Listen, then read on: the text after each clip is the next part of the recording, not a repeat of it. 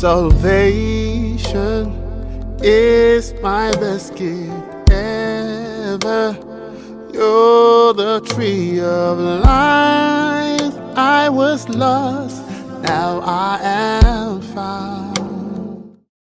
Uyu munsi tugiye gukomeza n'ubuhanuzi bw'imyaka 400 uko Imana yabweretse Abraham ukuntu ubwoko bw'Imana ISirayeli buzajya mu gihugu kitari cyabwo bukamara imyaka 400 mu buretwa uko Imana akariko kuzabavana konyine. Niyo mpamvu rero Itangiriro 15:13 ntabwo rivuga ibyabaye mu Misiri muri Egiputa, ahubwo ni Amerika. Ubuhanuzi bw'imyaka 400 niyo bureba. Reka turebe impamvu rero ari Amerika atari Egiputa mu Misiri aho bari kigiye cy'umuburetwa bwa Farawo. Impamvu rero atari Egiputa cyangwa Misiri ahubwo akaba ari Amerika nuko igihe bamaze i Kanani no mu Misiri ubishyize hamwe ni imyaka 430. Wibuke ko iyo myaka bayimaze muri ibyo bice bibiri, mu Misiri ni Kanani. Urebye rero ubitanganyije ubona ko bamaze imyaka 215 muri Egiputa mu Misiri, ntabwo ari imyaka 400 cyangwa 430 icyarimwe nk'uko abantu bashaka kubyitira ko ari imyaka 400 kugira ngo bayobye uburari bitagaragara ko iri myaka 400 ahubwo ari Amerika kuva muri 1919 kugera muri 2019 ubwo imyaka 400 yuzuraga ukabona ibyabaye muri 2019. Reka turebe rero uko bibiri bitubwira.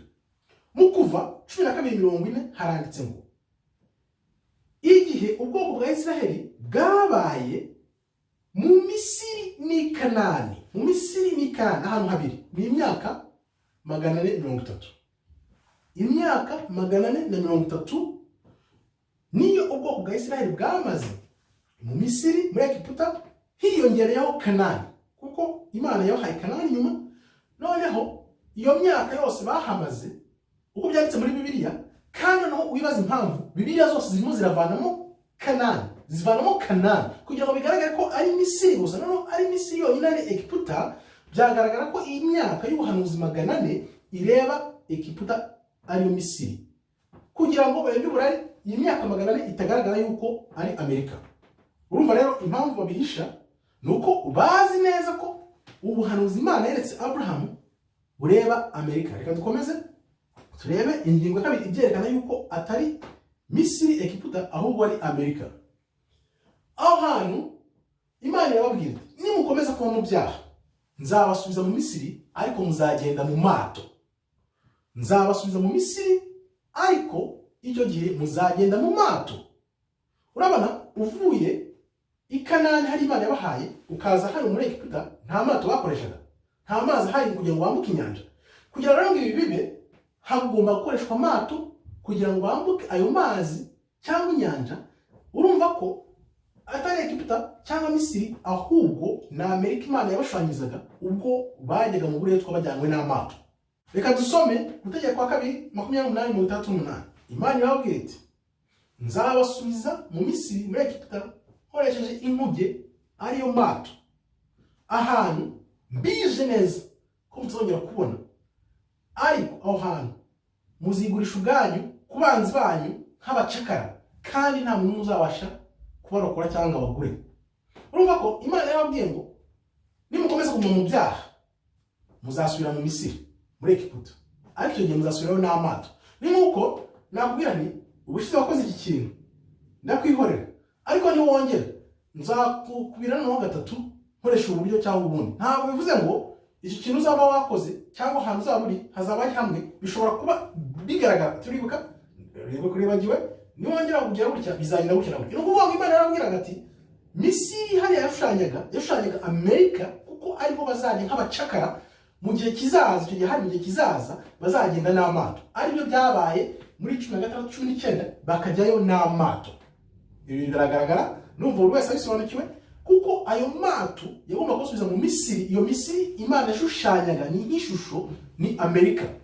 Reka turebe rero nta muntu uzabasha kubagura usibye Imana yonyine niyo izabaga. Reba uburetwa bamazemo imyaka 100 muri Amerika. N'uburetwa nuko turi mu gihe ubu ngubu cyitwa moderne, abantu batabona ko ari uburetwa, ariko imyaka bagiyeho kwitwa bitwa kugeza uyu munsi, aho nshima Imana avuga ati Mana urakomeye kuko n'ubwoko bwawe, kuko nk'imyaka 20 cyangwa 30 cyangwa igihe bizabera bakigaranzura noneho abanzi babo, urabona ko biri kugenda biza. Reba bahera bitwa batabasha gutora, batabasha kugira gukena kugeza uyu munsi, noneho ukabona ko turimo turagenda turinganira. urabona ko ibintu by'Imana nibyo koko ntabwo bibeshya. Reka turebe rero ikindi kintu cyerekana ko Itangiriro 15:13 itavuga Misiri cyangwa Egiputa, nuko igihe bari mu Misiri bari bazi ko ari abIsirayeli, bamyiteka bazi ko ari abIsirayeli igihe bari mu Misiri. Ariko uyu munsi aho bari, yaba muri Afrika yaba muri Amerika, ntabwo bazi inkomoko yabo, ntibayizi.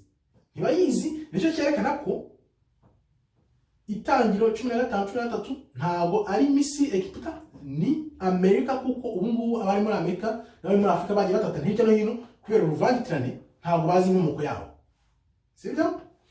Reka turebe rero.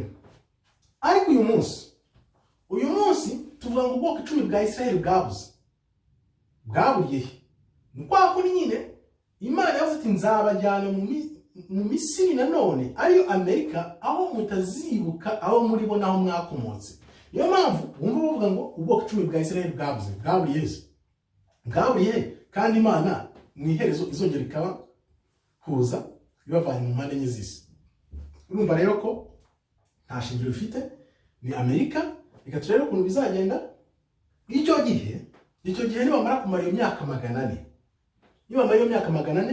Imana izabohereza umwuka wera wayo, abakangure bongere bibuke abaribo, bongere bibuke ko ari ubwoko bw'Imana, bahagurukira Imana, baramye. Niyo mpamvu ubona ubu ngubu abantu benshi ku isi yose utatekerezaga barimo baravuga bati turi Isirayeli, bibutse abaribo, igihe cyarageze.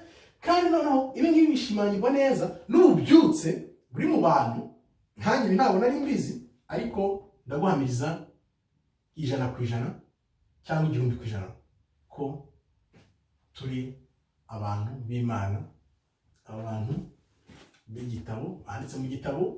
Ibi ni ibihamya byerekana impamvu bashaka guhisha ibintu, ibimenyetso byose, ko igihe kizagera aricyo gihe turimo ngubu, abo bantu bakongera kwibuka abaribo, bivuye ku bubyutse k'umwuka wera Imana ashyize mu bantu, kugira ngo bibuke abaribo, bongere bashakishe Imana, none Imana nayo yongere basange Imana muri bo, baganze ubwami bw'Imana bwongere bugaruke mu bantu, noneho turi mu mudendezo nk'uko twasezeranyijwe n'Imana, kuko tuzongera gushaka ubwiza bwayo. Murakoze rero, Imana ikomeze ibarinde. Shalom, shalom, shalom.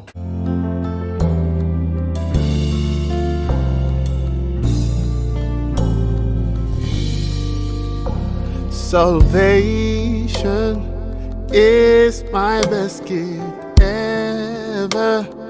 You're the tree of life. I was lost, now I am found.